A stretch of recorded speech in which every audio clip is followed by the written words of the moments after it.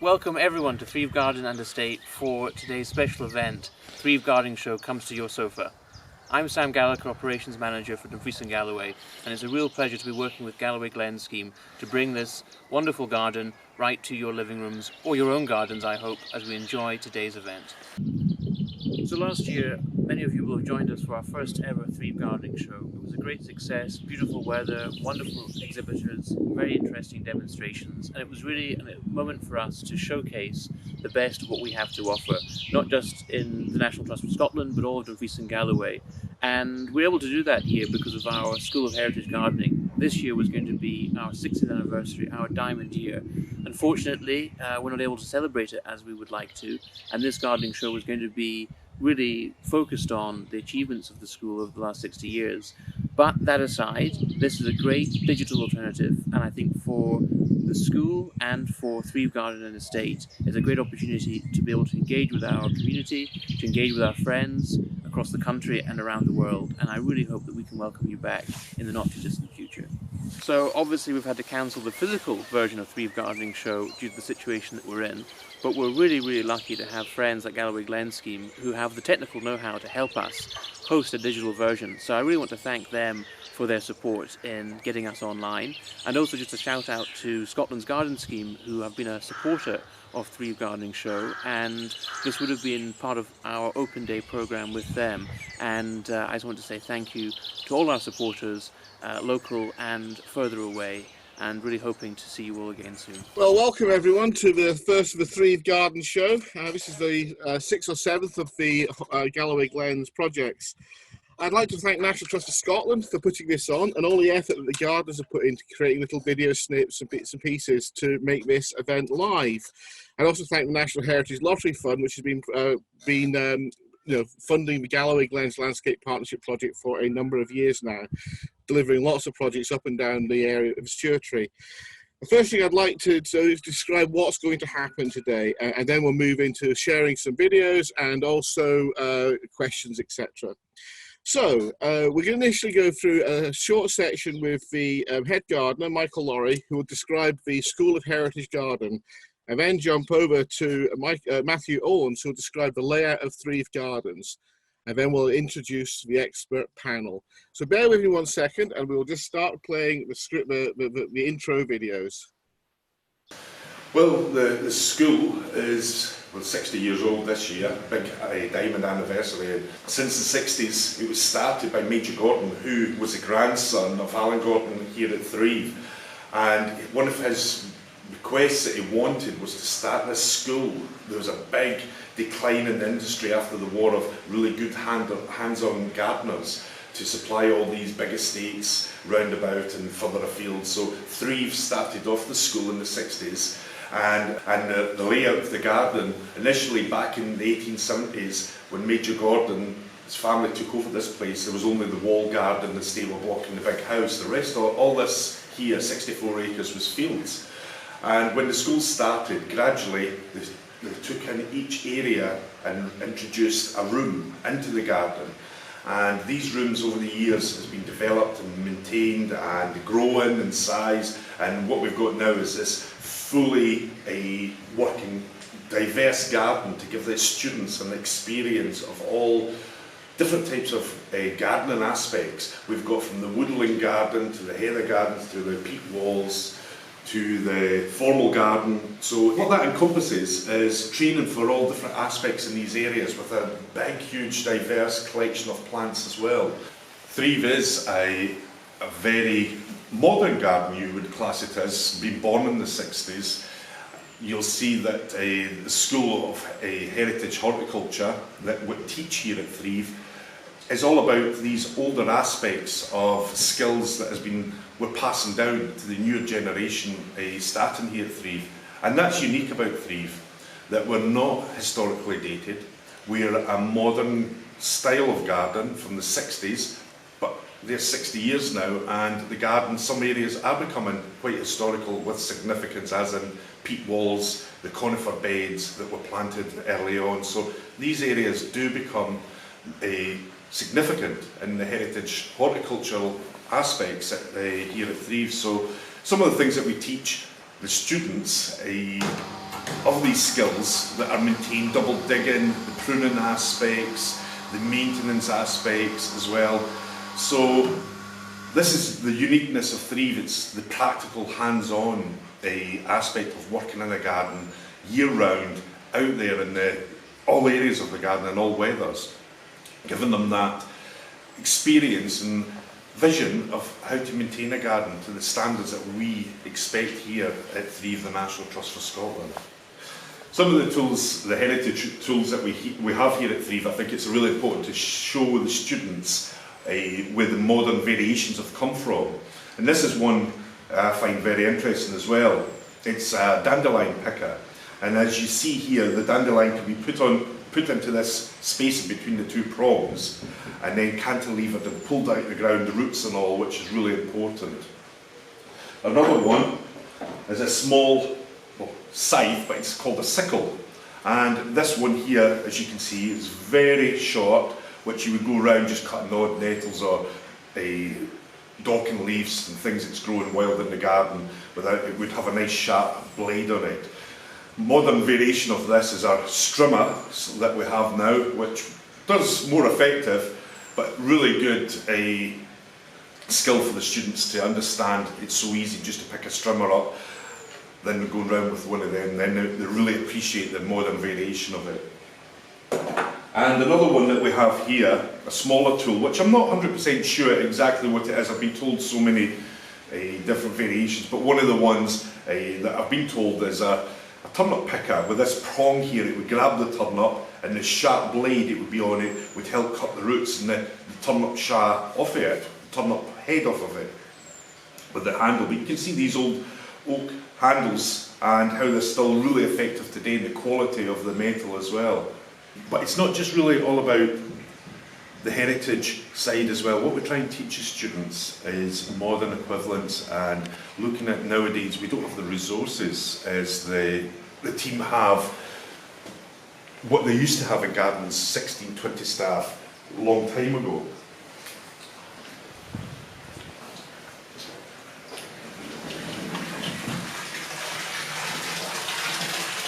With not having the resources available, we look at modern equivalents, how we can manage a garden, how we can look after plants. And this is one way that we're working together with Professor Podds, the local chili guy.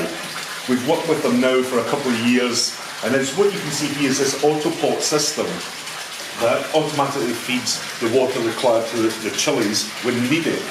And with the medium, the correct medium that's grown with these, this will give a huge crop of chilies to him to produce his sauces and sale of the chilies themselves. This is here as a display for this year coming in the glasshouse. We're showing the students how we can look after these chilies with minimum intervention. And speaking to Professor Podds himself, he would spend maybe 60, 70 hours a week watering these plants last year in our glasshouse here in Scotland. These are all very hard to grow, and to grow these type of chilies, the variations that he's got here in Threave, all grown in Scotland for his obviously for his sauces, is really unique, the climate that we've got to grow these.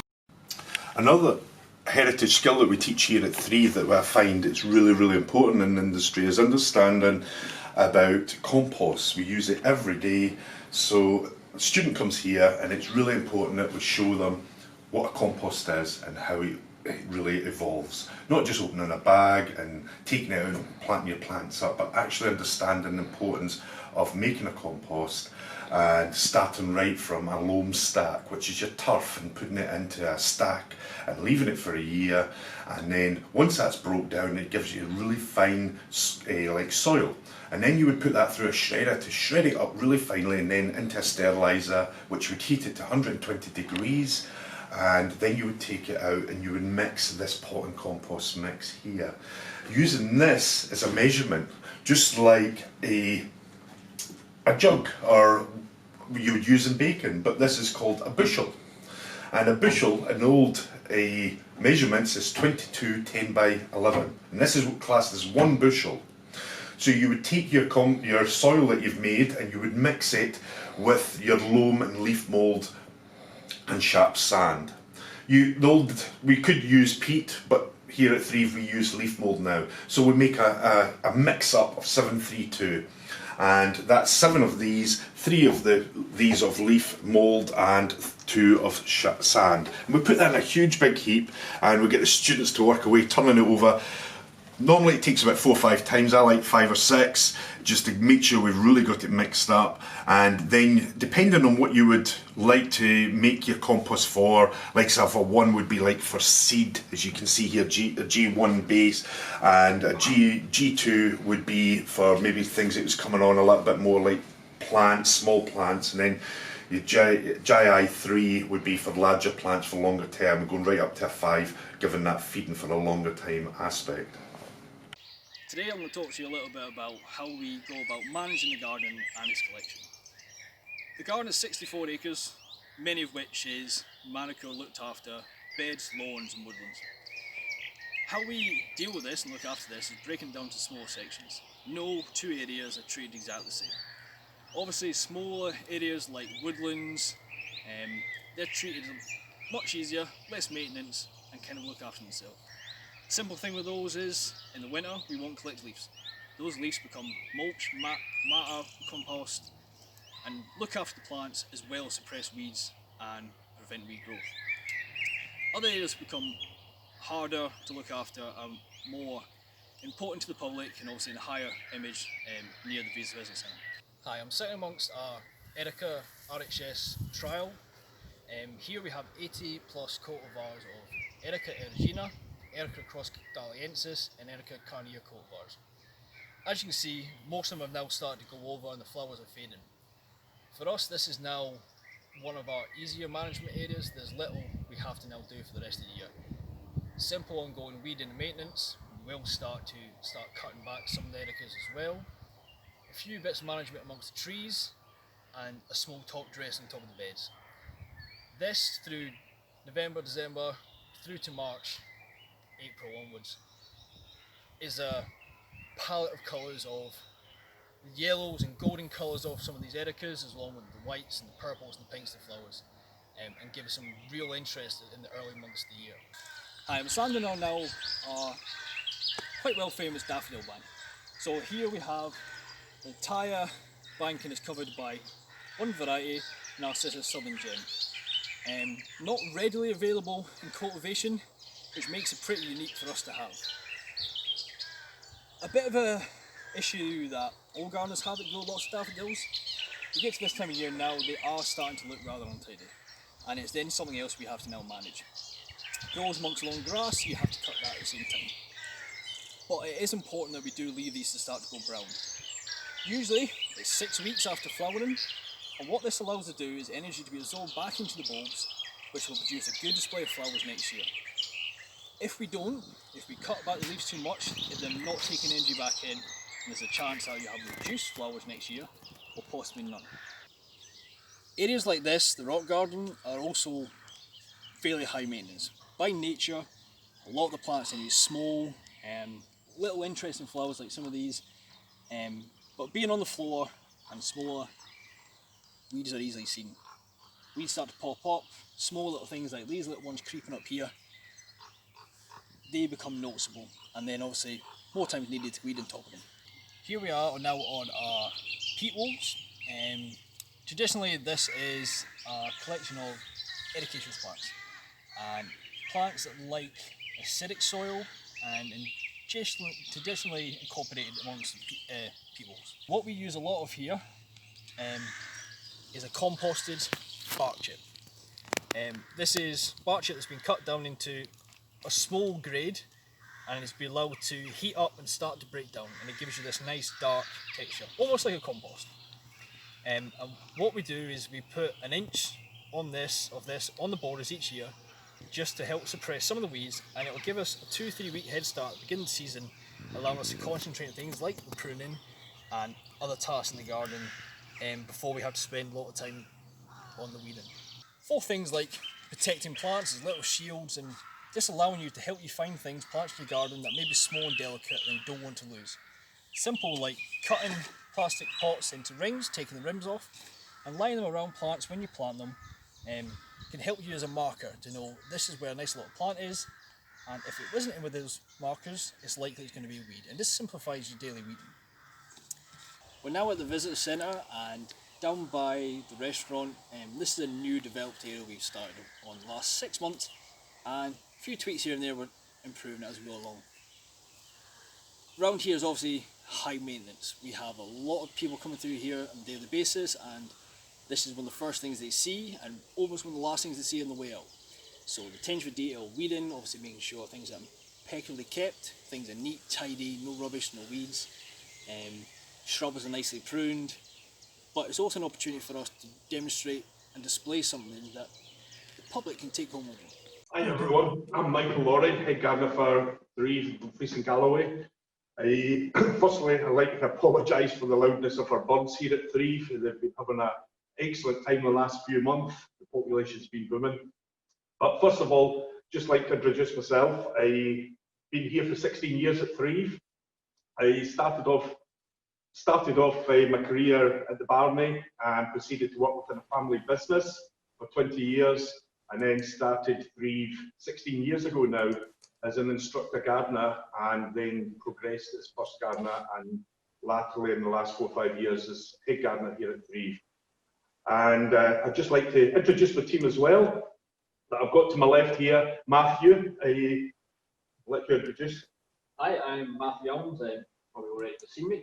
I'm the grounds instructor here at Threave. I've been here coming up to 3 years now full time, and prior to that I studied at the Royal Plant Garden in Edinburgh and followed their plantmanship course, and also continued to do the second year school garden course at Oxford.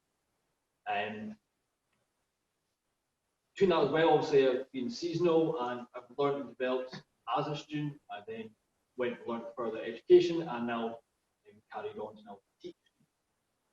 One of my favourite plants I want to show you from now that are starting to flower now this time of year is the Aracema genus.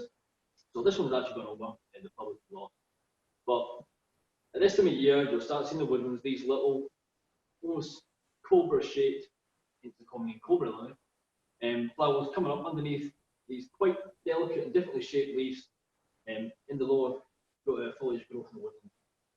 It's been one of my favourite plants since the beginning of my career, and that's just because nature itself has created this weird, wonderful shape of flower, not taking man. We haven't changed anything, we haven't modified it, but if nature produced something that delicate and beautiful, Thanks, Matt. To my right, I've got Kelly, our second year student here. Hi, nice to see you all. Yes, so my name's Kelly. I have been here since August 2018. I did my first year and then decided that I really wanted to stay on and do my RHS level 3, which I'm glad to say I have completed. Next week I'll be moving on to start a career as a glasshouse gardener down in West Sussex. My background was in academia, so I am a career changer. I'm in my mid-30s, and I found that there's amazing opportunities for career changes in horticulture. Just for all of those people out there who know, people who might be second guessing their career choices, for instance. In the moment in the garden, we have an amazing array of alliums, and I just wanted to show you a few of my favorites. So you get everything from really tiny little delicate stems to massive, like sparkly, sprangy things like this Allium Schubertii, which divides opinions, but I think it's a cracker. And we'll go down to Owen in the wall garden.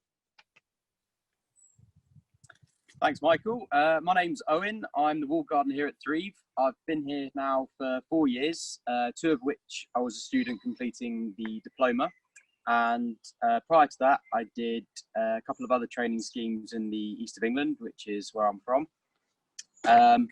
My plant at the moment, as it were, is this one, a very popular plant, the sweet pea, Lathyrus odoratus. Excellent for scent, excellent for colour, makes a brilliant cut flower. Yeah, this is really one of my favourites.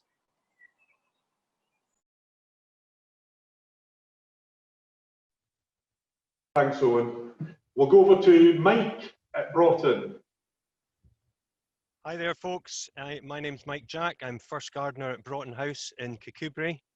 I have been working for the National Trust for Scotland now for 5 years. Started with them in 2015. Prior to that, similarly to Kelly, I was a career changer in my early 30s. I firstly went to Oatridge Agricultural College in Edinburgh, and then after that I moved to Threave and did the student programme there for a year, and then moved on to the RHS Gardens down at Wisley in Surrey and did the 2-year diploma. When I was finished with my studies there, I moved back to Dumfries and Galloway and worked for myself for a number of years. And then, as I say, in 2015, moved to the gardening position at Broughton House here in Kirkcudbright. Now, similarly to Matt, my plant of the moment is the Cobra Lily. And I'm just going to change the screen around here. Hopefully you can make this out. There's the space of Aracema ciliatum.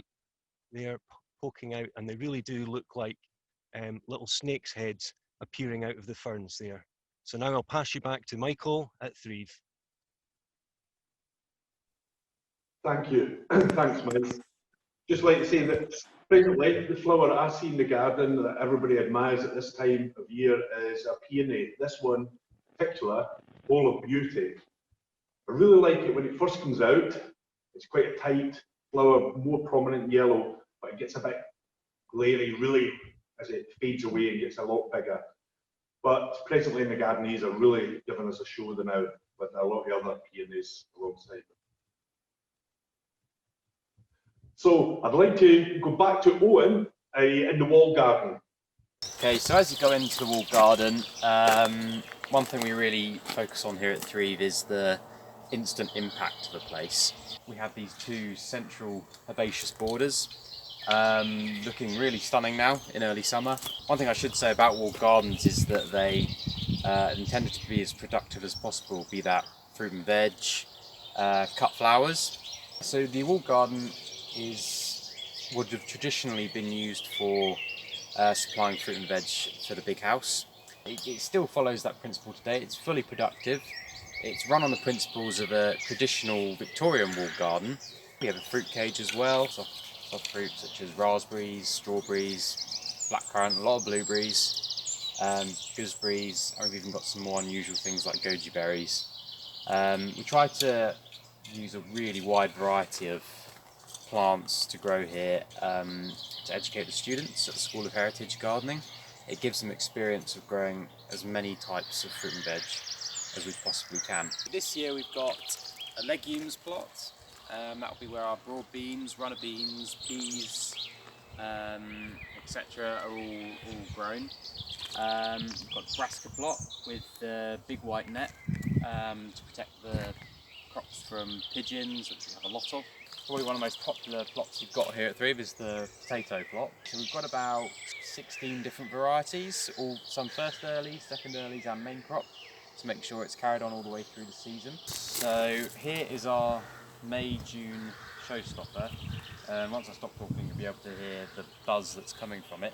This is Linanthes douglasii, also known as the poached egg plant, because of its flower.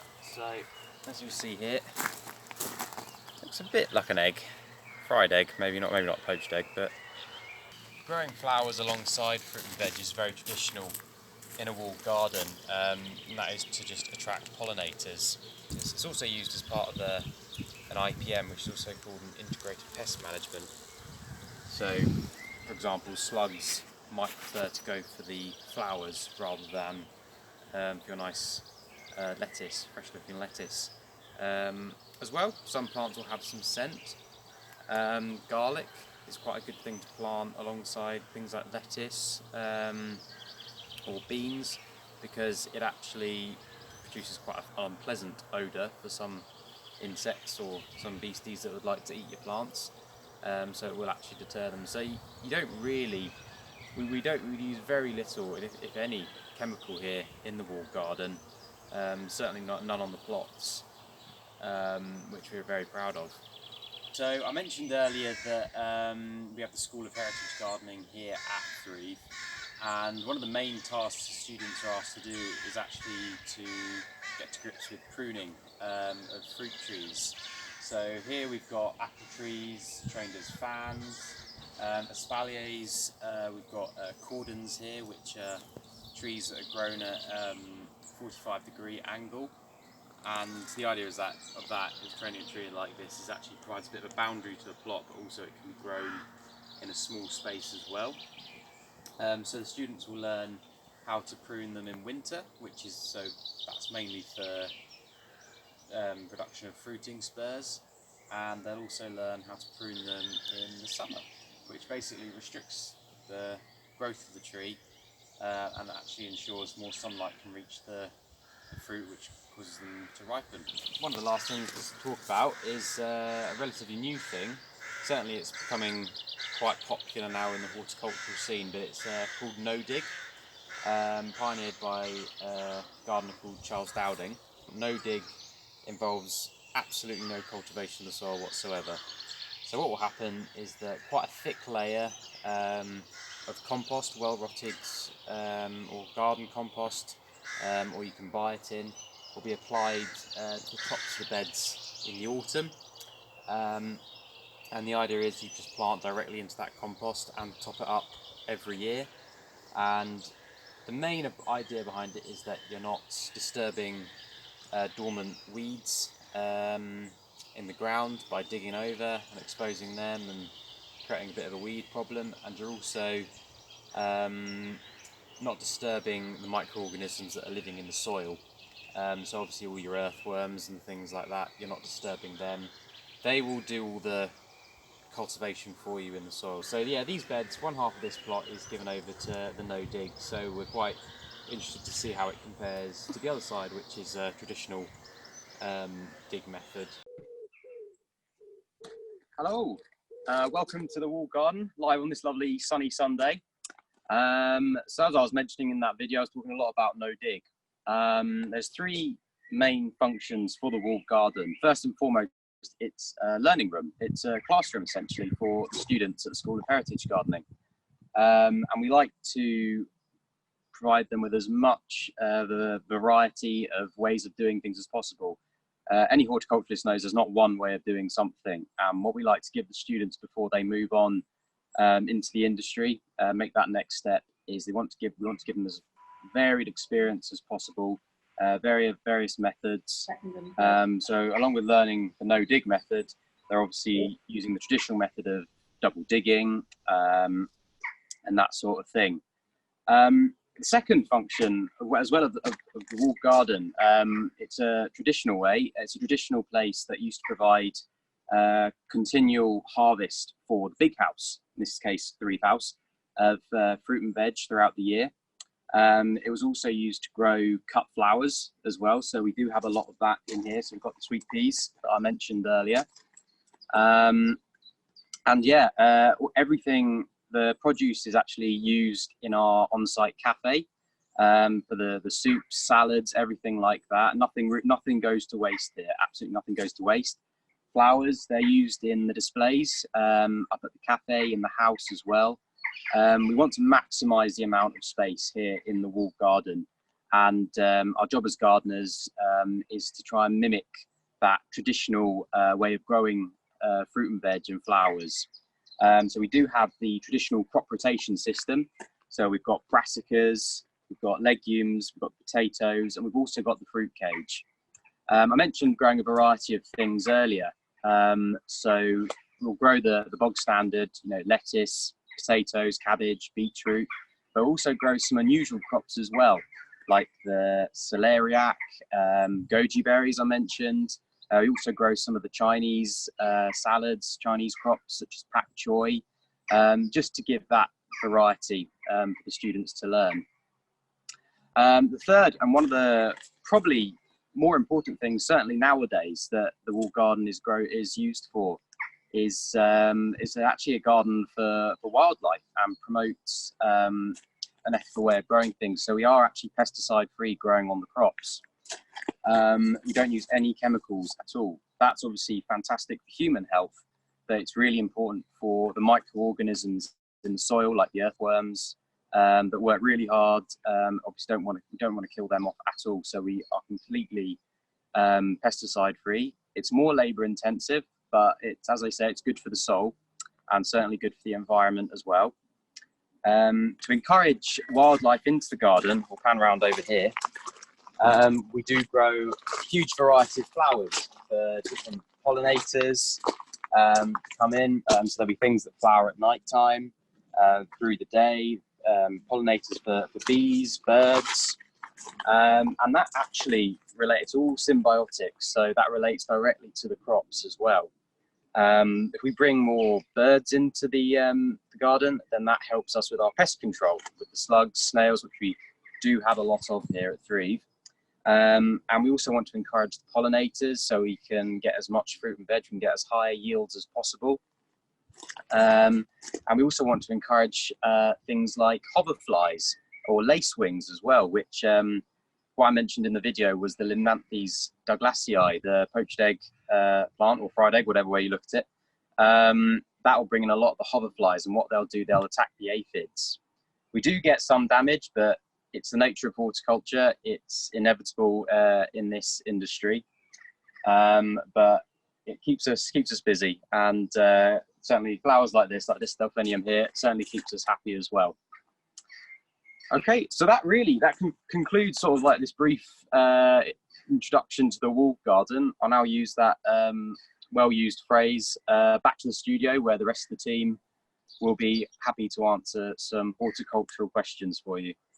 Enjoy the show. Thank you very much, Owen. We've got a few questions here, and hopefully the expert team will be able to help out. The first one comes from Emily Taylor. So, Emily, if you would like to sort of like fire away and ask your question. Hello. My question is around vegetable gardening. I'm in the very lucky position that I have a whole new area to create from scratch a new vegetable garden and fruit garden.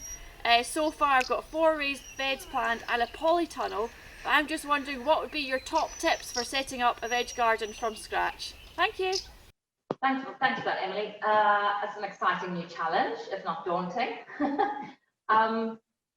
First things first, with any new plot, you want to definitely test the soil structure.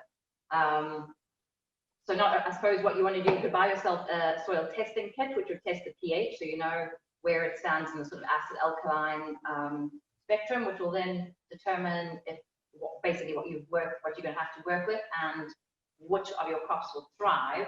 And also, if you want to grow crops that won't thrive in a, say, particularly acidic soil, raised beds might then be your best option, where you can bring in and create a more alkaline environment. You also want to test the soil structure, so you would do that, by instance, like grabbing a handful of earth and seeing if you can, it sounds really basic or silly, but see if you can roll it into like a sausage shape. Obviously, if you can, it's more claggy and clay-like, and you probably have a lot of water retention. And then you might need to incorporate some organic matter by putting on manure and that kind of thing. So that's what I would look at first. I don't know what the other guys would suggest. One of the things I would say really important as well, that maybe get overlooked, is the sun aspect, where the sun is and where it rises and sets. So once you get that established as well, it really helps decisions making where you're planting your vegetables or fruit and that. So I'd say that's really important. I'll pass over to Matt if there's anything, or maybe Mike at Broughton. Mike, have you anything down Broughton you want to add to that? Hi there. Yeah, just a couple of things. Sounds like Emily's got the right idea. Starting off small, walk before you can run, by setting up those raised beds. I noticed there was quite a lot of weed in the area, that she might want to think about using sheets of black polythene or some other kind of horticultural weed mat material, just to kill off the weed material there before she starts to cultivate these areas. Okay, thank you very much, everyone. We've got another question here from Fiona Smith at Balmaclellan. I think she's got an issue with her gooseberries. See what you think. Hello, my name's Fiona Smith from Balmaclellan. I've got 2 gooseberry bushes in my garden. The one on my right has lost all of the leaves virtually overnight, and the one on my left is still fit and healthy. So I've got 2 questions as a result. First, why has one lost all its leaves and the other one is still fine? But second, as you can see on this one, it's laden with fruit, and I don't want to lose these gooseberries. Is there anything I can do to ensure that I can munch on my gooseberries later on in the summer? Thank you. I'll have a go at that one first then. So firstly, thanks for your question, Fiona. I would suggest that the first suspect would be gooseberry sawfly, which, as you suggest, can strip, has a voracious appetite and can strip the foliage overnight, or certainly within 24 hours. The reason that it's maybe done one bush as opposed to another, it's maybe just two different gooseberry cultivars and it prefers one against the other. Actually here at Broughton House, I'm just going to show you, we have, it's not gooseberry sawfly, but it's Solomon seal sawfly. And I don't know if you can make out on these leaves the greyish larvae of the sawfly with the black heads there. And similarly to the gooseberry sawfly, they will strip the foliage of Solomon seal overnight. Now they're particular to Solomon seal, whereas the gooseberry sawfly will go for gooseberry bushes and currant bushes. So that would be my first suggestion for a culprit for stripping the leaves there. As regards your second question of saving the fruit, I think it's really going to struggle now because the plant has lost all its leaves. It's going to lose energy, and there probably won't be much development in those fruit. And now I'll pass you back to the experts at Threave to see if they have any other further suggestions. I would totally agree with that, Mike. The gooseberry sawfly is definitely the culprit there. A little tip would be that maybe even now, before maybe too much foliage is lost, is some fairy liquid. Put it on silica base. It irritates the caterpillars that's on there and they'll drop off, and obviously you have to pick them up. But I would also try and encourage some wildlife, some birds close by, and they'll feed on the caterpillars as well. It'll certainly be good that way to try anyway. Okay, now I'd like to introduce Kelly. She's going to be talking about glass and propagation. Hi, I'm going to show you how to prick out some cuttings that we took a wee while ago and how to pop them up and harden them off for planting out and growing on. So this is our heated propagation bench. Obviously not everybody has one on this scale. There's lots of ways to do it at home. This creates a tent to keep the humidity up. And we have a very free draining mix of a pots and compost we use called milkwort, which has quite a lot of bark fibre, and perlite. So between the humidity and the free draining nature of the growing medium provides the ideal growing conditions for cuttings. I have done a little test by gently tugging the cutting, just like that, and I know that they have rooted.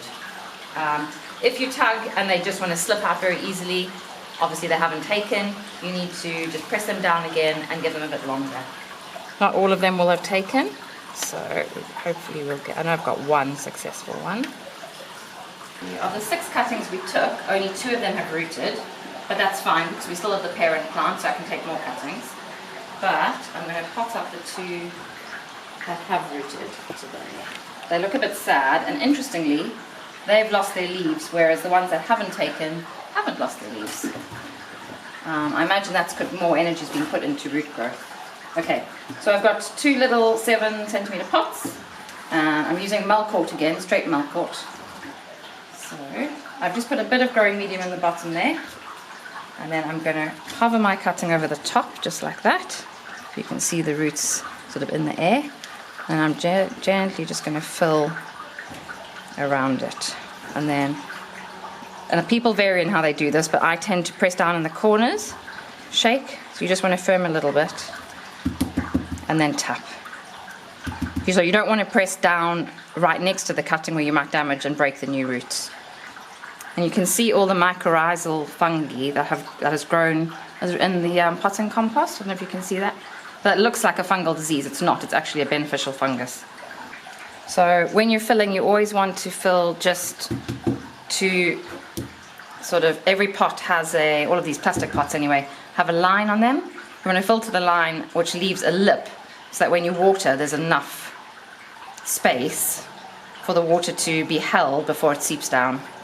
So what I would do now is I would take these back to the propagation house where you saw me earlier, I would water these in with a fine rose. When they start putting foliage on again, I would mist it. Obviously they've been used to a very humid environment, so we need to keep that humidity up so that it's not too much of a shock to the system. Keep an eye on the watering levels.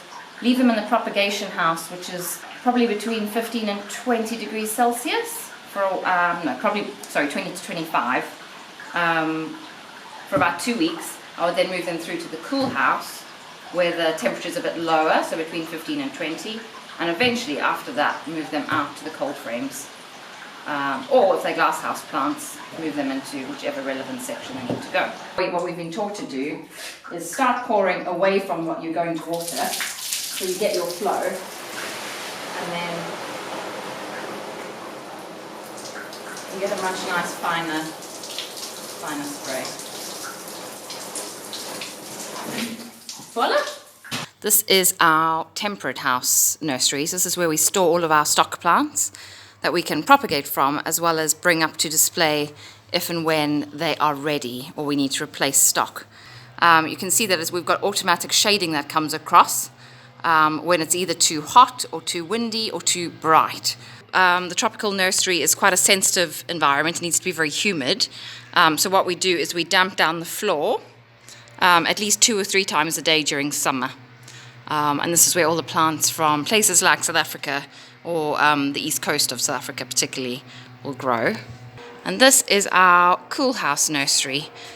We have a lot of our cacti and succulents, a lot of which we propagate for sales and as well as display. This is also a space in which we can harden off seedlings that have come from the propagation house. They'll then come into here and then we'll take them outside before planting them out. This is a shade tunnel. So in here we store a lot of plants that we are waiting to plant out. We're either waiting for a spot to open in the garden, or we're trying to harden them off after they've been grown on indoors. You can see we also have all of our bulbs here. These are mostly all finished flowering, but we need them to be outside to continue to die back, absorb as much of the sunlight as they can into the remaining leaves, and all of the energy goes down into the bulb to produce a good flowering next season. From the shade tunnel we come out into our outdoor nursery. We have a lot of plants potted up here for sales. These are all plants that we grow in the garden, and we produce these mostly from lifting and dividing herbaceous, so that you can then buy things that you see in the garden that you really like. And here we have our alpine and rock garden plants sitting in a very free draining raised bed waiting to be planted out and or to go on sale. Hi everybody, today's little workshop is going to be on propagating houseplants by leaf cuttings. So a lot of people don't know you can do this, and some of you who maybe have gardened your whole lives have never done this, but considering we're currently in a houseplant boom at the moment, I thought this would be quite relevant and fun. It's also a great thing to do with, well, the whole family really. I think kids would find this really fascinating. So I have 2 kinds of begonia here, and I have a streptocarpus, I have a sempolia or African violet, and I have a peperonia. So first things first, I'll just bring this over here so you can see it. So I have a seed tray, just a half seed tray filled with a very free draining potting compost. Yeah, and I've mixed in some perlite just to make it even more free draining. Now I have pre-wet the soil by soaking it in a water bath.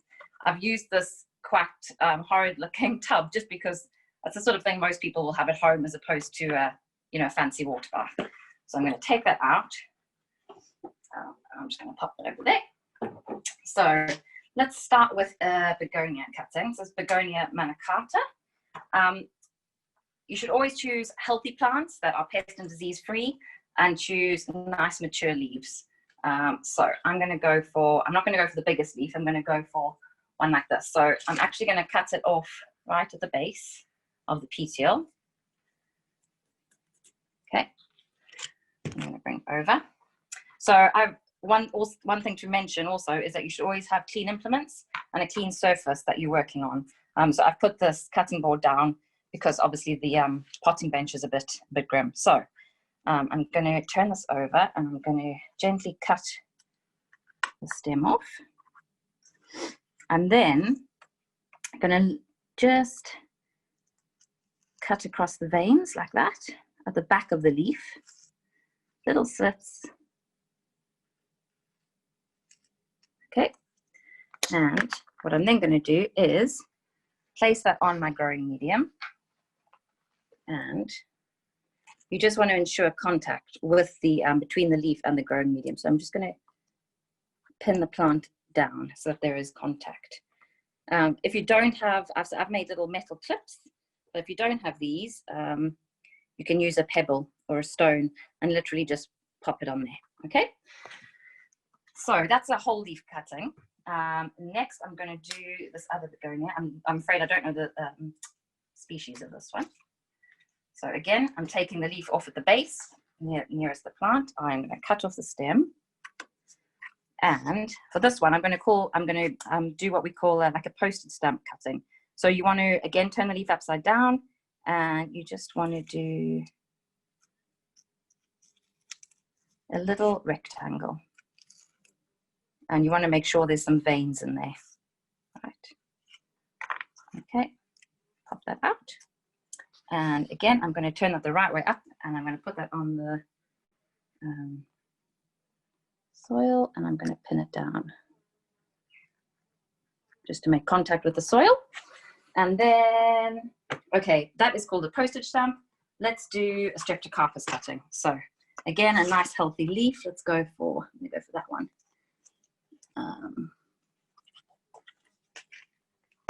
So again, turn the leaf upside down, place it on your cutting board, and this streptocarpus leaf you want to cut just on either side of the midrib of the leaf. So I'm going to start at the top, and I'm going to go down.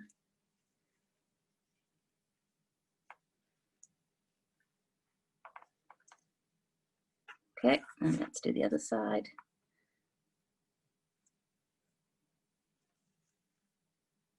So obviously, if you're doing this with kids, just be aware that you're using sharps and take precautions or supervision. Okay, so, and always close your knife when you're not using it. They teach us that at Threave, or we get in trouble. And then I'm just going to create a little groove in the growing medium, and I'm going to place the leaf cutting with the cut side down. All right, just like that. And then I'm literally just going to press in around it. Okay, I'll just do one of those for now. I'll discard the other. So that's a midrib cutting, and then we'll do the African violet and the peperonia. So I'll choose a healthy leaf. Go right down at the base. Let's go with, I want one with a nice long, so you want one with a nice long leaf stalk. Okay, we'll go for that one. And the peperonia, again, we'll go for. So these are quite fleshy plants. They might snap off, but don't worry. But what you do need to do is then make a nice clean cut, probably like about 1 centimeter. Sorry, I don't work in inches. Just like that from the base of the leaf. Okay, about there. Okay, and then I'm just going to pop these in my growing medium. And you want to get it in just to the base of the leaf. Obviously, you don't want the leaf sitting on the soil where it's going to potentially get wet and rot. But you do want contact there. So what you would do if you hadn't put these in a water bath beforehand is you would now put them in a water bath. And that will, obviously, the soil will suck up moisture and sort of make sure there's more contact between the soil and the plant. Now, as if by magic, the plant somehow knows when you do this to change what the cells do. So instead of putting on leaf growth, the cells at the base of each of these cuttings will change to produce roots, essentially. You want to keep, so if you were doing this at home, you want to keep the compost moist, but definitely not wet or soggy, because your cuttings will just rot.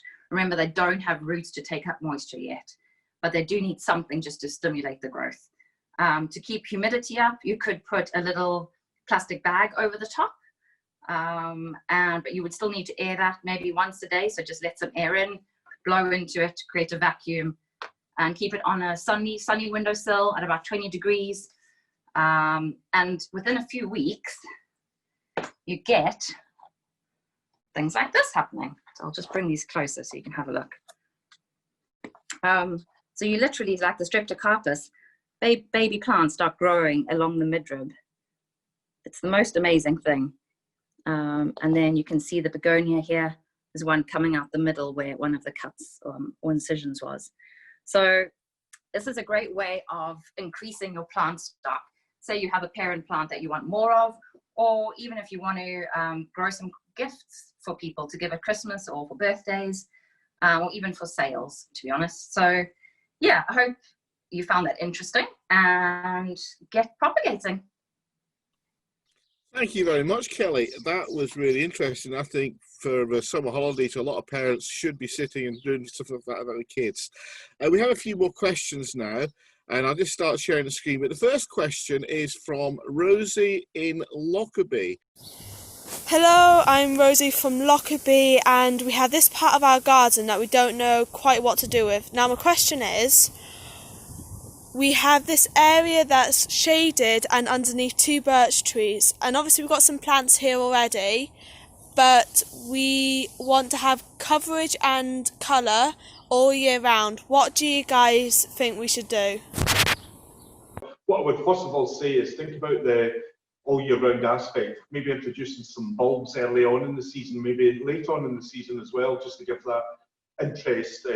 But things like vinca, periwinkle would be a good, it's a mat forming plant that would do really well. Pachysandra as well, a really nice attractive green foliage with the Pachysandra, you can get a variegated one. Some bugle, some ajuga, lovely blue flowers, purple foliage, that would be really good to introduce into the area. With the bulb aspects, you have snowdrops, daffodils, crocus, you've got autumn crocus. Goes on, really having a good look through what's available to go into these areas. So Matt, have you anything on that? I'll give you another suggestion, folks. Siemens again.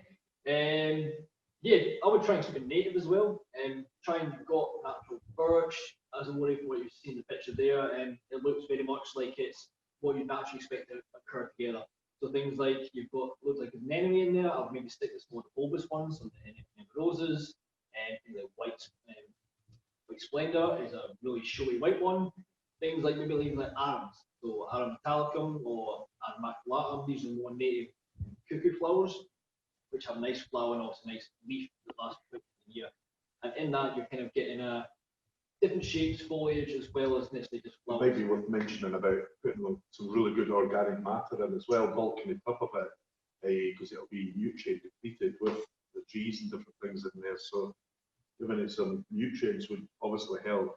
Anything good for any shady sort of planting area, you can use some humus material that's, and things like that, stuff that naturally occur on trees. That's what they're going to get anyway from natural decomposition. Mike, at Broughton, have you anything? Hi there. Yeah, I would just agree with you, Michael, that the soil, from what I could see from the footage there, looked quite deprived, and I would be looking to add a heavy mulch of leaf mold, for example. Another woodland plant that you could maybe introduce in there would be Actea rubra, which has lovely glossy red berries in the late summer, early autumn. Only thing to be aware of with the Actea is that it is poisonous, so if you've got young children, it's maybe not a good idea. But I'll pass back to you now at Threave. Thanks, Mike. Thanks, Mike. That's great. Yeah, the Actea is a great choice there. Sorry to interrupt you. Sorry. Thank you for that. We've got another question here on rhododendrons by Mrs. Gibson. I'd like to know how to take cuttings of this lovely rhododendron. Thank you.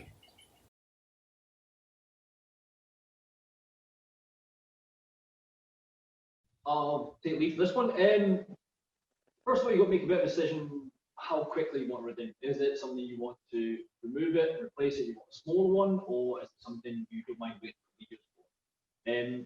One of the easiest ways is in the spring, you can start taking early white wood, softwood cuttings.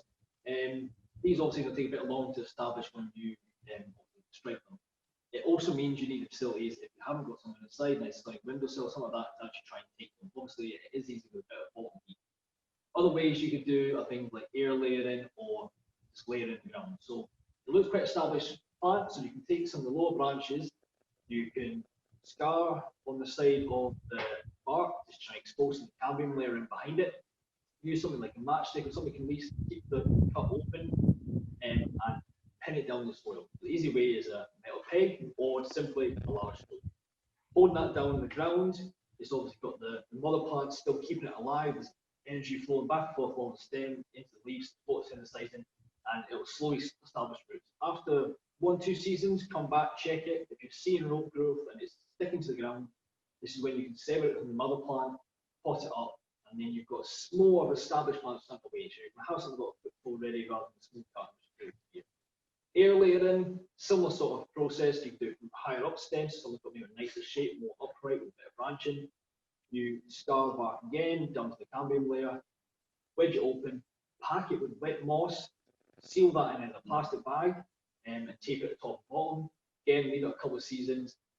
This one's quite good as well, because you can see whether it's failing or not. If that branch starts to die off, you've probably done something wrong. You can scarred it too deep, or it's just not got enough moisture in it. In this case, then you know you can take that branch off and start again. Again, once rooted. You can do it to a free mat, round at the rhododendron, so if one fails, you've got another one to fall back on. And remember that that's the thing a year or two later. That, find it again. Yeah. Nothing to mention actually. If your ground isn't good enough to, if you've not got great ground beneath your rhododendron, you can always just try and layer it in a pot as well. Yeah. Just keep checking it like a loam-based compost. Just keep checking it. It's a very shallow rooted rhododendron, and trying to expose a bit of soil can be quite hard. So as Owen says, having a pot ready, and obviously you'll see that in a year's time. And once and obviously once you do separate it from the mother plant, label it. Make sure you know which one it is. You don't want to get it mixed up. Okay. Well, now I'd like to go to Broughton for Mike with his garden design talk. Welcome to Broughton House Garden, former home of artist Edward Atkinson Hornell. Hornell was a member of the innovative group of artists known as the Glasgow Boys. He purchased Broughton House in 1901 and continued to live here until his death in 1933. As well as his art, Hornell was an avid collector of historical artefacts, many of which are on display in Broughton House today. His main passion, however, was the collecting of books, and there is an extensive library contained within Broughton House. The house contains one of the largest collections of Burns-related poetry books in the world. Having purchased Broughton House in 1901, Hornell set about laying out the garden as you find it today, a series of garden rooms in the arts and crafts style, interconnected by narrow, winding paths. In 1910, Hornell had the opportunity to purchase number 14, the house next door. His main ambition in doing so was to extend the size of Broughton House Garden. He removed the boundary wall between the two gardens and overnight doubled the size of the garden. The foundation of the garden wall, which was once the boundary between the two neighbouring gardens, now forms the central pathway, which is the backbone of the garden. It leads visitors from the house down through the garden to the views of the River Dee, the marina and the Galloway Hills beyond. Behind me is the old gnarled wisteria thought to be planted by Hornell. It flowered for the first time during one of his trips to Ceylon, which he was most annoyed about. Hornell travelled the world extensively in the late 19th and early 20th centuries, including 2 trips to Japan. He would have been one of the first Westerners to visit the country, and he returned with many ideas that influenced his design of Broughton House Garden. He also returned with Japanese plant nursery catalogues, which are now held within the library at Broughton House. In 1910, when he extended the house to incorporate the gallery, he redeveloped the area of garden nearest the house, incorporating a number of Japanese elements: winding stone paths, stonework, 2 ponds, including one with stepping stones, and Japanese statuary. In the Japanese influenced area of the garden, Hornell planted Japanese native plants that he would have seen during his travels. These include the woodland climber Hydrangea petiolaris, which is currently in flower and scrambling up the gallery wall. More recently, the Friends of Broughton House have purchased tree peonies similar to those featured in plant catalogues brought back from Japan by Hornell. The current layout of Broughton House Garden is much the same today as it was in Hornell's time. We know this from historic Ordnance Survey maps and post-World War I aerial photography. In these photographs, we can clearly make out the fine Edwardian glasshouse that Hornell had built. Unfortunately, in the late 90s, during a winter storm, the glasshouse collapsed, but the National Trust for Scotland had it rebuilt to the original specification. We are uncertain what Hornell grew in his glasshouse, so today it contains a collection of pre-1930 pelargonium. More recently, the productive kitchen garden overlooking the banks of the River Dee has been reinstated, and today produces fruit and vegetables as it would have done for the house in Hornell's day.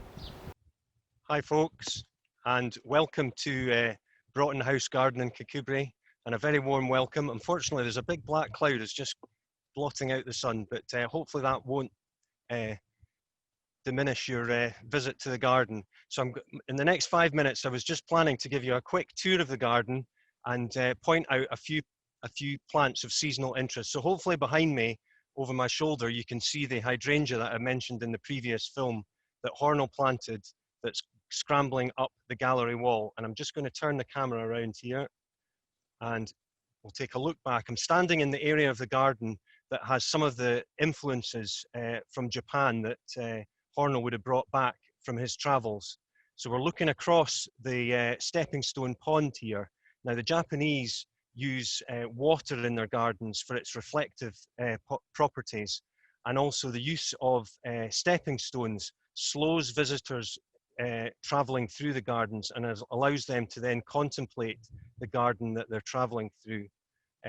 Here we've got a large clump of Japanese grass, Halanakoi Ora macrea here, and I'm just going to continue on down through the garden.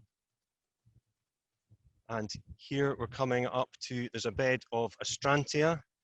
The variety in the foreground here is Ruby Anniversary. It's a particular favourite of mine. And we'll continue on down to the first of the garden rooms that I mentioned in my clip. And in the centre of this garden room is this very fine example of a sundial. Hornell collected 5 sundials which are distributed around the garden.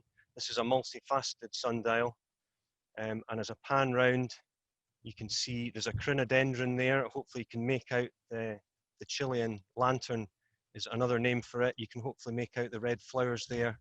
And we've got some allium here popping up in between the anemone. And we'll continue on round down the centre path. And as we're passing this spot, I'm just going to show you, this is a book from the Broughton House Library. And it was the front cover. It's a book of sundials, and it was illustrated by a contemporary of Hornell's, Jessie M. King, who lived further down the street on the high street in Kirkcudbright at Greengate Close. And that's a very nice illustration that she's done of the multifaceted sundial there. So we're going to continue on down under the wisteria arch, which Hornell planted and which flowered very well this year. And we come to the oval in the centre of the garden. And this is planted with, the centre of the oval is planted with species peony, which are just finishing flowering. And around the outside is our asters, which will provide a colourful display towards the end of the summer and into the early autumn. And we'll continue on down here. A main feature of the garden is the golden yew that you can see here. That's Taxus baccata semper aurea. Now this actually replaced box hedging in 2012. The box developed box blight, which, if you're aware, is a fungal disease that affects specifically box plants. And the trust at that time took the decision to replace the box with this golden yew, which I hope you agree frames the beds really nicely. In front of the glass house here, we've got some spring bedding, which is just coming to the end of its display. There's pansies and daisies, and in amongst them, alliums, which it's Allium Purple Sensation, which it's just going to seed now. And next week, we'll be lifting this border and replacing it with dahlias. Now the dahlias have been brought on in pots in the glass house, and they're just out being hardened off out here, and they're ready to go into that bed later next week. If I pan round, we've got Yucca gloriosa there. I hope you can see that, and it's got one flower spike this year. Last year we had 5. I think the very dry conditions that we had, dry and hot conditions we had in the early spring there have maybe not suited it so well. So flowering, we've just got 1 flower spike this year, and that the yucca is a plant that we know was definitely grown in Hornell's time from black and white photography that we hold in the archive in the house. And because of its lance-shaped leaves, you can clearly make it out in the black and white photographs. We're now traveling down to the kitchen garden, and we've got a good crop of potatoes coming on here, as well as shallots and onions. These first earlies are just coming into flower, so that's a sure sign that in a couple of weeks these will be ready to harvest. And we're going to continue on down here. We've got some soft fruit in the garden. These are strawberries, which I'm going to have to net just shortly as they ripen up, otherwise the birds will have that crop. And we continue on down, and then at the bottom of the garden here we've got the nursery area, and this bed here is full of Madeira orchid. Now this is very special to the garden. It's Dactylorhiza Tizzy Hornell, named after Elizabeth Hornell, E.A. Hornell's sister, who lived with him at Broughton House. And Elizabeth was also known as Tizzy, so this is Dactylorhiza Tizzy Hornell. Unfortunately, a couple of years ago, the stock of this orchid was completely wiped out in the garden by a virus. So this bed here, we're just propagating the stock and building it back up so that we can reintroduce this into the garden. We do this in late autumn, early winter, by division of the offsets, and we've got them lined out in this bed here. And I'm just going to finish here with a shot over the garden wall at the bottom and show you the marina, which is obviously modern, wouldn't have been around in Hornell's time, and the views over to the Galloway Hills. And it just remains for me to thank you for watching. I hope you've enjoyed that quick tour of the garden with a few highlights, and I'll pass you back to the garden team at Threave. Brilliant, Mike. That was excellent, and kind of jealous that I'm not there. We need to move on to some more questions now for the panel. And the first question, I'll just start sharing the screen, comes from Alex in Nottingham. We have a piece of ground towards the bottom of our garden with some very old fruit trees. It's beautiful in the spring with daffodils, primroses, snowdrops and bluebells. We have tried to create a wildflower meadow for once the spring bulbs are over. This is the second year, but all that seems to generate is the ox-eyes daisies and the corn cockle. Is the idea of the spring bulbs followed by wildflower meadow incompatible? And what would you suggest to do to improve the germination? Thanks for the question there. If you were saying there about them being incompatible, I would certainly say that you should lead with some spring colour with the bulbs and then into the meadows. It's maybe, I'm not saying you're not doing it, but it's how you manage your meadow as well. And when you're cutting back the wild flowers as well, it's really important that after the flower, you obviously want to cut them then, and all the seed will drop on the ground, and making sure also that when you do that and they're all on the ground, you really want to get it lifted, but when you're lifting it, give it a good shake, make sure you've got all the seed off and take all the excess grass off the meadow. But the other way you could do it as well is to buy some plugs. I would certainly think about getting some plugs, wildflowers, to get them introduced and competing with obviously the grass. You've got quite a high content of grass, which could be in competition as well, and maybe worth checking the soil as well to see what fertility the soil of it is, if it's maybe rich or whatever, that could be causing part of the problem. I'll ask some of my team if they've got anything to add to that. Yeah, I mean, so wildflower meadows, they don't like a particularly rich soil, and from that video, there does seem to be a lot of grass species, which is probably the most successful ground cover plant out there. And a way what you want to do is when you're establishing it, you want to try and suppress that grass a little bit because it's starting to take over, and the oxeye daisy and the corn cockle, they're the only things that can really compete with it. There's a plant out there called yellow rattle. It's tricky seed to get hold of, but if you can, sow that, and what that does, that actually does start suppressing the grass. And what you'll get eventually after a couple of seasons, if you then start sowing some wildflower seed, you'll start seeing more of a diverse range of flowers start to pop up. They'll compete and keep the grass down as well, which will allow that. Definitely, and it's a nice flower as well. Yeah, it's a lovely totally. Yellow flower. No, there's a couple of things you can do there. Mike, do you have anything to add to that, or Broughton?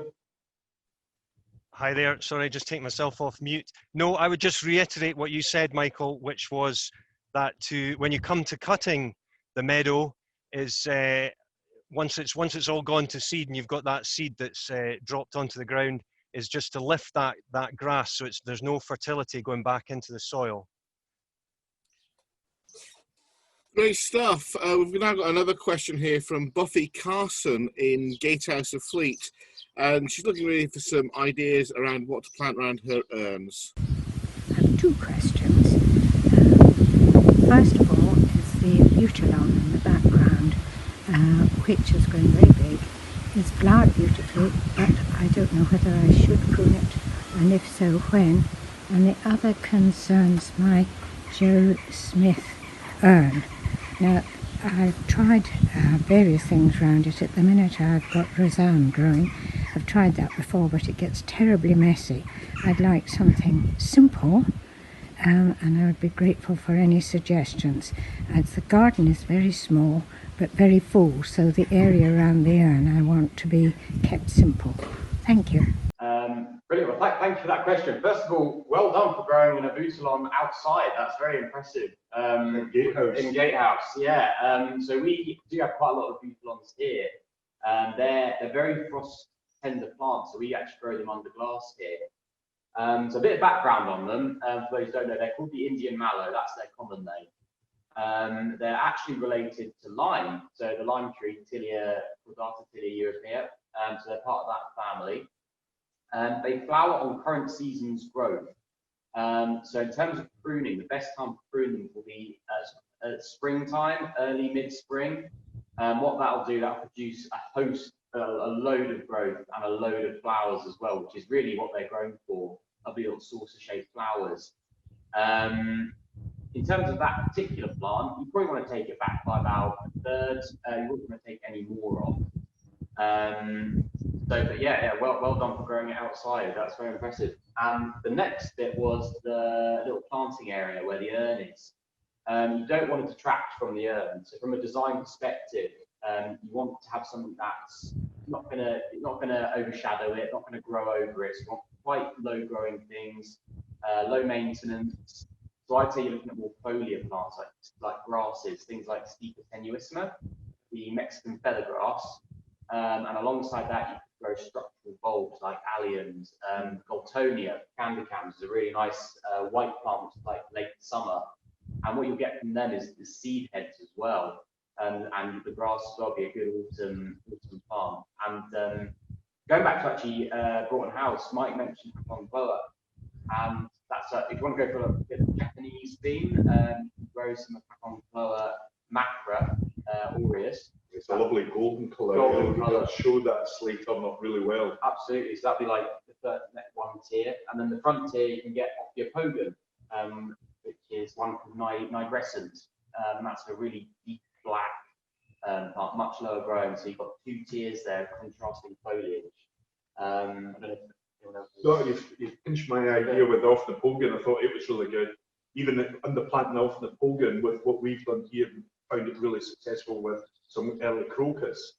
The contrast of the colours as well, but emphasising the shape I think is important. As Owen said about the alliums, as Kelly's got one there, and maybe pass that a little look up at these two alliums, and emphasising the shape of the slate turn I think would be really good, having these popping through the ground round about. This one's spectacular, as you can see, but the two of them, maybe having even both of them together in the ground and some underplanting the bulbs throughout the season, as Owen said. Kelly, have you any? I don't know anything to add on that one, I'm afraid. I think we pinched it all. Mike, have you got anything to add on that? So I've just moved up to the back of Broughton House, and here in containers I've got the halnakoi that Owen mentioned that we grow here, the Japanese woodland grass, and hostas. These two might make a good combination, the same as what I've got here.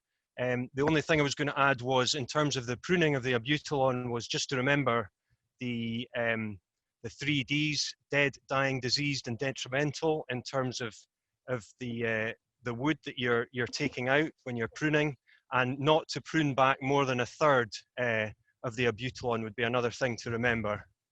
And I'll pass back to you guys at Threave.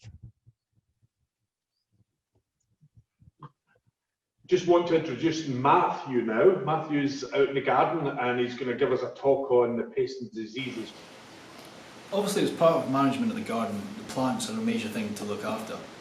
But from a day-to-day living, little things like this guy can cause us some issues as well. Slugs, snails in a veg plot, especially outside with Owen, can cause major issues, eating through and decimating lettuce crops. One of those things we don't want to do though is using too many slug pellets. Biological is obviously a better way of doing it, or if we can, just try and reduce the impact of them and what we're using.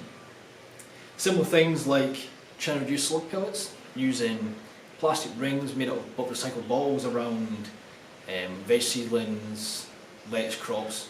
One reduces the seed and wastage, obviously having to thin out crops, but reduces the 2 or 3 little slug pellets around each plant rather than a whole roll or bottle of slug pellets turn the ground green, as you often see. Some obviously aren't too much of a pest. Slugs, snails in a compost heap, for instance, do help us break things down. Same with worms and things, obviously not pests. Other key things we have to look after here a lot of is things like rabbit damage. Rabbits, generally what you'll see is at the base of trees, base of shrubs, the edge of boulders, not so much in grass. You'll see them digging away, trying to find these small little roots which are perfectly tasty for them. These are obviously hard to manage. Culling is obviously an option, but we do avoid our best to try and obviously taking them out.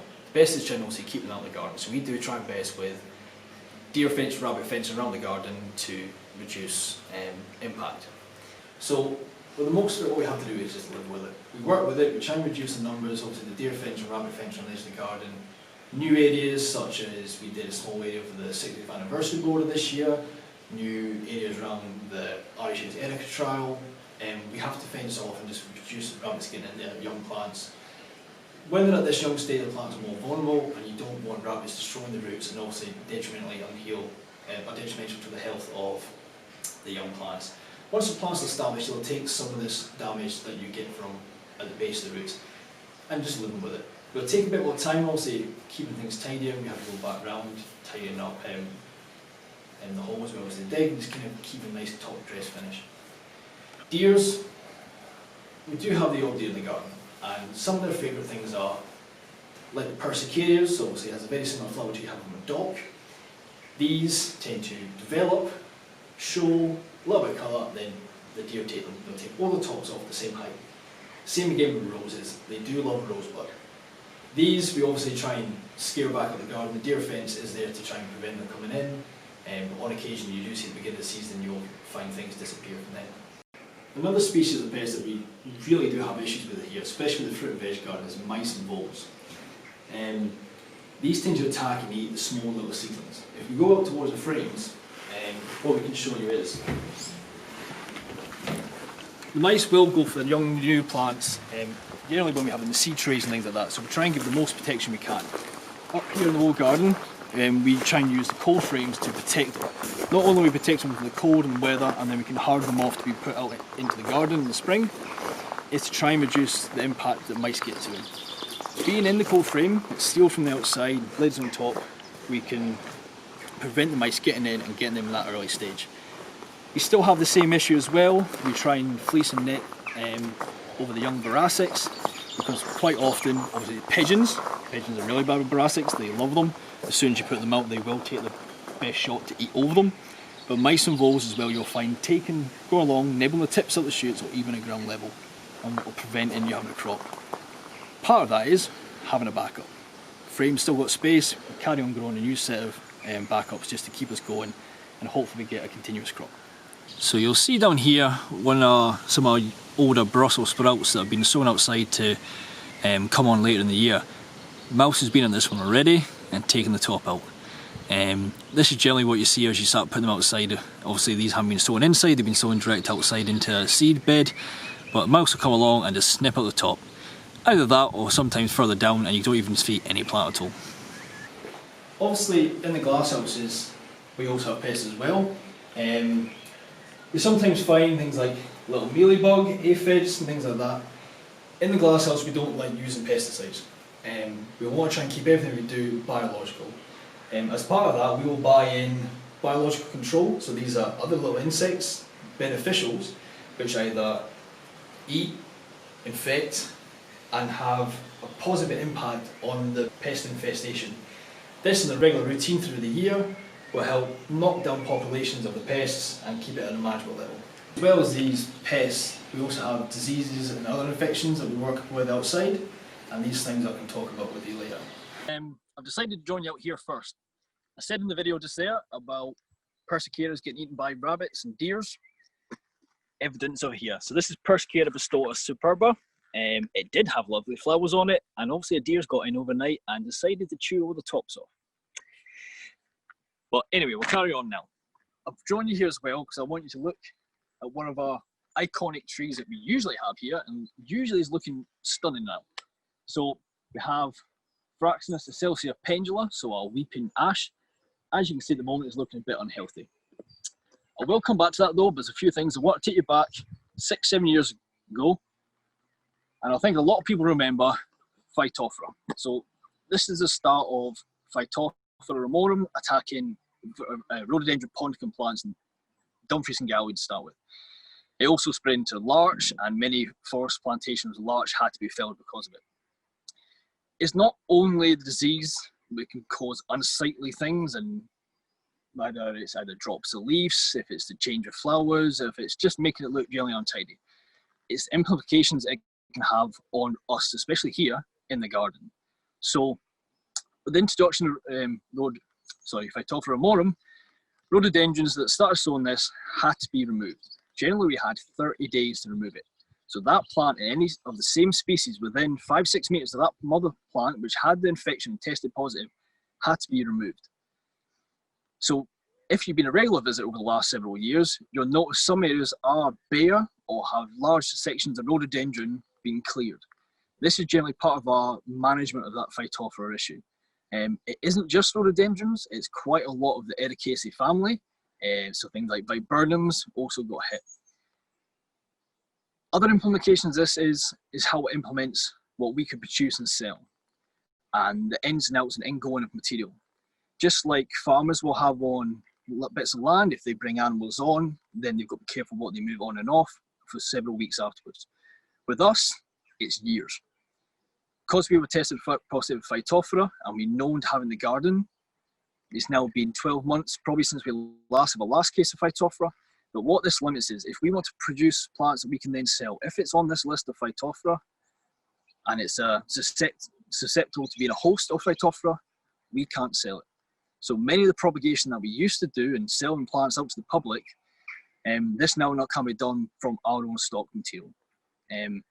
So it's having a bit of an effect in that way, and obviously things can't be available for you to get public, and obviously it changes how we have to teach things to the students.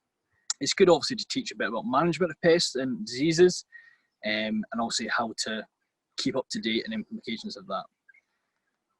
The next thing I want to try and look at is obviously trying to link in pest diseases and a management of a garden again. So obviously, well, here by the Fraxinus, the large ash, this is a key example of an architecture plant in the garden, and it's been there for many a year, and it's a chance that we could potentially lose this. But part of our regular yearly basis, we have to go around and inspect all the trees. And generally what we're trying to do with this is checking for any diseases, pests, infections that could cause damage or harm to the public. Everybody remember as well, Storm Alley a couple of years ago, we lost 14, 15 mature large trees. Some of these are down to things like honey fungus that's infected the roots, cinder fungus. Cinder fungus will attack and cause a brittle failure of the root system, and the tree can spontaneously just drop. With this, combined with wind and the fact that we still had leaves on, many trees have been dropped. Other funguses and mushrooms you may find at the base of trees may not be actually a cause of too much of substantial damage to the tree, but obviously that's part of our job, is to go around, checking what's wrong with things. Is it of detrimental health? Then managing that. Do we remove the tree? Do we reduce the tree? Do we prevent it from being accessed by the public? And all things like that.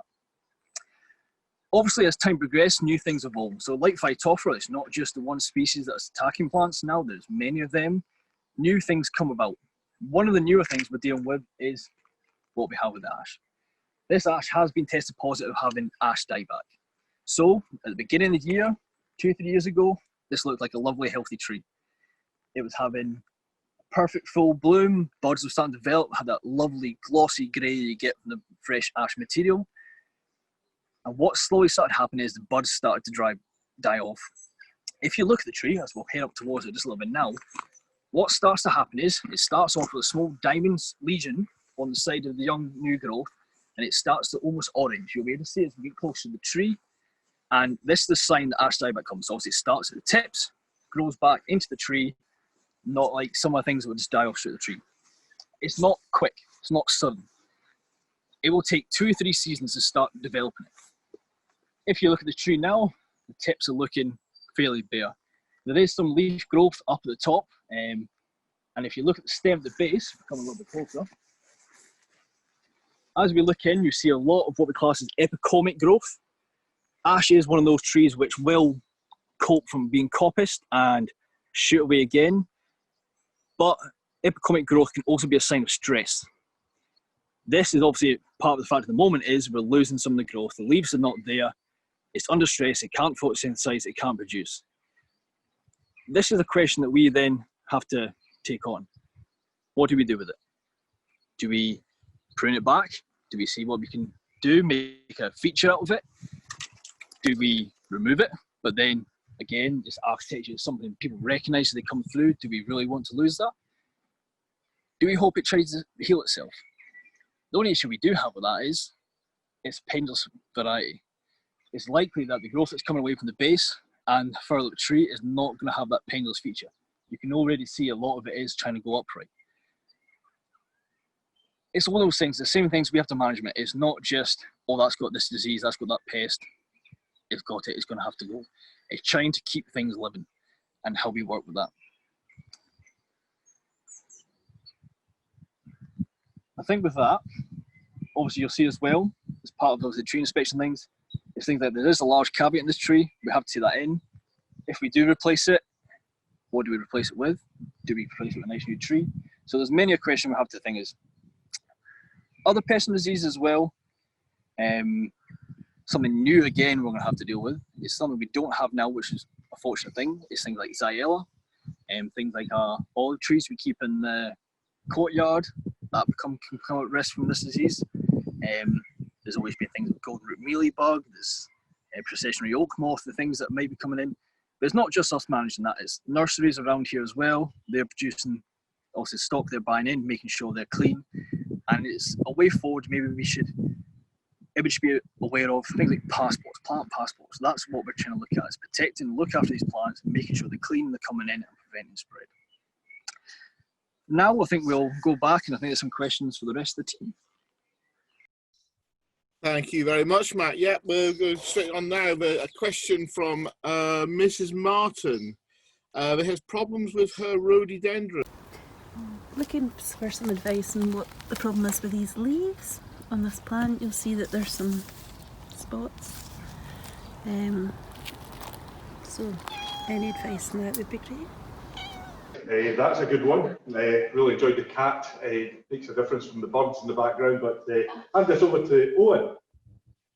Yeah, so looking at the video, the new growth in particular looks quite chlorotic, and that actually means that the foliage is turning yellow. It's what we call interbanal chlorosis, and that's a nutrient deficiency.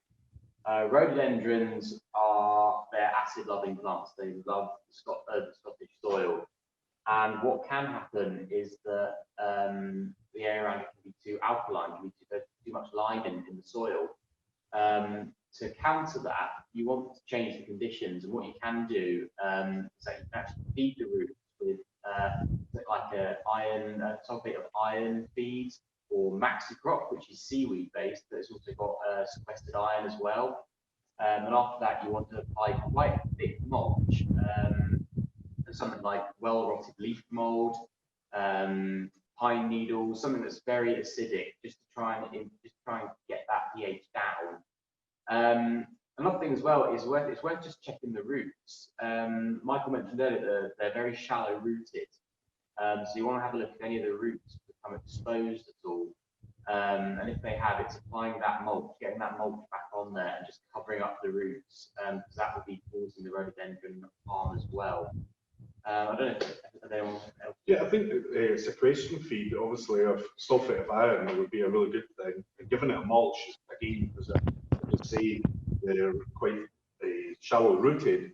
And giving it a drink of water is important as well at these dry periods, if you can. I know if you've got a lot of, but giving it a good soak, especially like say the late end of the year, September, which helps them as well to take in.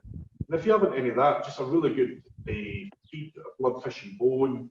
Nothing, you don't want to put anything like rotted manure or grass clippings. That can be one of the most detrimental things for roadies. So we'll do that. But Mike, have you anything on that? The only other thing I would add, Michael, is I noticed the roadie hadn't been dead-headed. I know this is quite a time-consuming thing, is snapping off the old flower heads, and that would prevent it going to seed and put the energy. It would put then its energy into growing rather than seed production. So it might be an idea to knock these old flower heads that are going to seed off. But I'll pass back to you at Threave now. That's great, thanks, Mike. Okay, we have another question from Jean Eads from Bankery up in northeast of Scotland. Here's my garden in Bankery. Everything's growing fine. We've got all sorts of things growing over here, but here we're coming to my problem. This is a rather old Pyrus forestii, must be about 40 years old, and it looks like it's dying.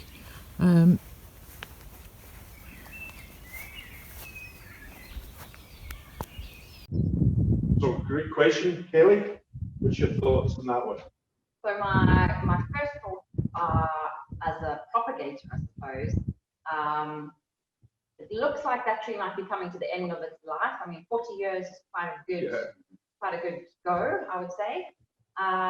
So yes, before you do anything, is I would try and find some healthy material and take some cuttings, probably semi-ripe cuttings is what I would suggest.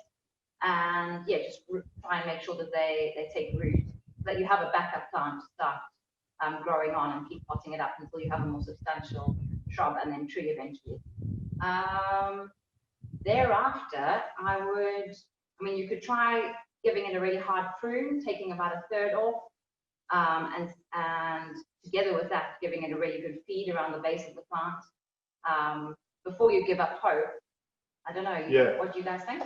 Yeah, definitely. I'll give it a good prune. Sometimes they can respond really well, maybe even a little bit more than paper thin. I'll go quite hard with it, maybe at least over a half, and just giving it a right good prune, but doing it at the right time. I would say as well, doing it maybe just after the bracts, the lovely red bracts are just fading away. Late spring of the year, early summer, then it's got a good bit in summer to build some new growth on and get through the winter. But sometimes in gardening, we've learnt that is look at it as an opportunity to put something new, take it out and start again, propagate it. But sometimes we've got to, as gardeners, look at opportunities and sometimes replanting with something different. Yeah, I'm just looking at the position of it in the garden as well. And I can see it's planted quite close to the wall, and it was difficult to tell from the video, but look, there was quite a lot of dieback on the back of the plant where it's facing the wall. And that's because it's just becoming basically out-competed by the wall. There's no sunlight getting in there. There's not much air circulation. And the wall could have lime on it as well. Foundations usually have, will usually have high lime content. Pyrus, another acid-loving plant. So that could be a factor as well. But I do agree with what Kelly was saying, and I think it is just probably reaching the end of its maturity. So I don't know, if Mike, have you got any more thoughts? I would just totally agree with the hypothesis there that it could be lime leaching from the garden wall. I know that's been an issue here at Broughton House when we've had works done on the garden wall, that the lime mortar the lime in it has then leached into the soil and changed the pH, and obviously a Pyrus is acid loving, so that may be an issue. It did look like it had some fresh growth coming from the base, so a heavy prune might regenerate it as well. Or as Michael suggests, it's an opportunity to plant something new. But I'll pass back to you guys at Threave. That's great, thank you very much. We've got one question here from Mr. Laurie of Corsica, who's trying to push a stone uphill and grow sunflowers in that location. Hello, my name's McNabb and I'm from Corsica. I've got a question about sunflowers. Every year we grow sunflowers and we always love getting them started, but they never get any taller than this. And so, because gardening is primarily a competitive hobby, obviously, I'm wondering how I can have the tallest sunflowers. Do the panel have any tips on how I can get them taller? There you go, the competitive nature of Mr. Laurie. Okay, so I'll take the lead on this, and I think Mr. Laurie, thank you firstly for your question. I think the answer's in the name, sunflower, and we do live in Dumfries and Galloway, albeit a sunny day today. We don't often get these days, so perhaps maybe the south of France is a better place to grow sunflowers. But also just check your seed packet. You might want to check that it's not a dwarfing variety, and maybe select a very tall growing variety, and not growing it in the shade might help. But I don't know if you guys at Threave have got any other ideas. You've got us in stitches. You've got us in stitches there, Mike. I certainly totally agree with the sunflower. We thought that was a trick. By the way, it's no relation. It's spelled differently to myself, just in case anybody out there's wondering. But no, definitely away from where it is in that shady area. Corsica as well. Yeah, I totally agree with you, Nick. But there's lots of things you can do there to help the sunflower in the right position. And I'll give it, like say, a really good feeds, regular feeds as well. Maybe a really good rich mulch as well, quite rich feeders. Helps staking them as well as they grow. That really helps, stops any stress and allows them to put on the growth as well there. Anything else with that one? Yeah, I mean, well, just a really quick tip with sunflowers. They're a fantastic plant to grow with the kids. Really good fun. You can get all sorts of cultivars, different colours, you can get different heights. We're growing them in the wall garden this year. And actually, I'll go back to what I was saying in the wall garden earlier, which is that they're fantastic for birds. When they flower and set seed, just cut the heads off and leave them at the bottom of the store. That will bring all the birds into the garden. That it's again a really good thing for kids, but I think because we covered everything. I like Mike Jack's point there about the variety, because there's so many varieties nowadays of not just sunflowers but other plants as well. And it could be that you pick the dwarf variety up that for containers, small containers. Anything, Kelly? the only thing I would add, which might seem quite obvious, is that to snap off any side shoots so that you're really getting all the energy directed going up that top row. Yeah, and you can make your own feed as well. There's lots of things out there, comfrey, some manure, put it in a stock in and let it into a barrel and use the water there regularly to feed it as well. So there's lots of ways to encourage, but I think the most important is putting it in the sun. Over to you, Nick. Yeah, we've actually got a little bit of time left, so I've got a couple of questions come in, which I think you guys might like to answer on the comments one. Quick question here to Kelly from Becky. Is it the best time of year to take the cuttings for indoor plants? So my answer to that is that because they're grown indoors, they're grown in an artificial environment. So unlike plants that grow outside, obviously where they, die back over winter and then come up in spring, and all their, energy is directed for new growth in spring, is that you can do them anytime, really. I mean, I suppose I would just keep an eye and do it when they're looking their most healthy. And potentially, if you're doing leaf cuttings, maybe when they're not in flower, because then you have more energy in the leaves. But yes, otherwise, pretty flexible. And I've got another question here from Claire. How do you get earwigs in the garden? She explained that she has a walled garden and she'd appreciate some advice about earwigs on peach trees in particular. Right. Earwigs. I'll pick you up there, right? They've got a problem with some earwigs in the garden, I believe. So, Owen. Yeah, I mean, certainly on peaches, they will nibble the petals of the peaches, and that will obviously in turn affect the fruits.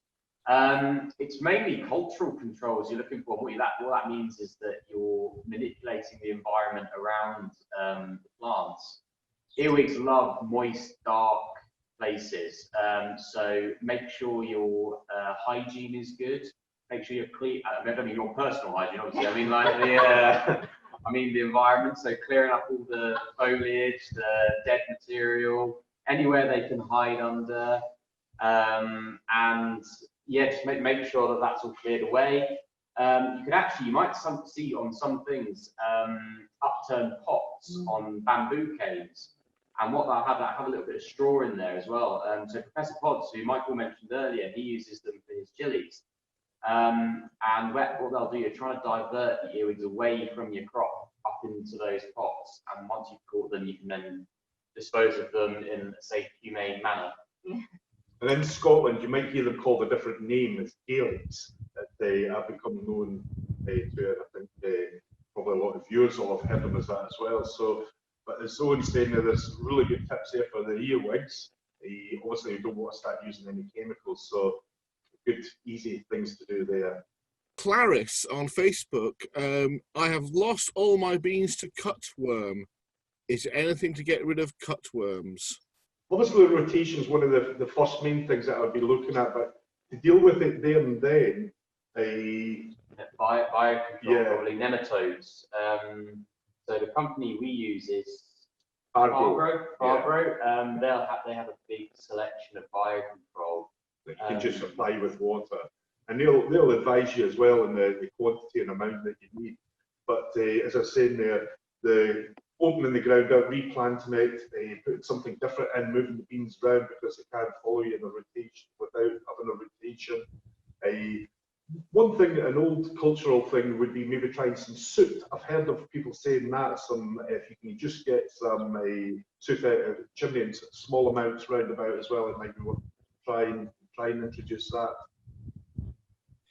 Okay, thank you. I'd like to sort of start closing this down by firstly thanking everyone who's been involved in this. It's been hard work to put this together, and everyone's played their part. It's been brilliant. I'd particularly like to thank the students of Threave who've been wandering around following people with mobile phones and cameras, and well done, guys. It was really good. Thank you once again, Threave. You've been brilliant. I'm sure everyone's watched it, has had a great time. We'll see you again soon. Thank you. Bye-bye. See you all soon.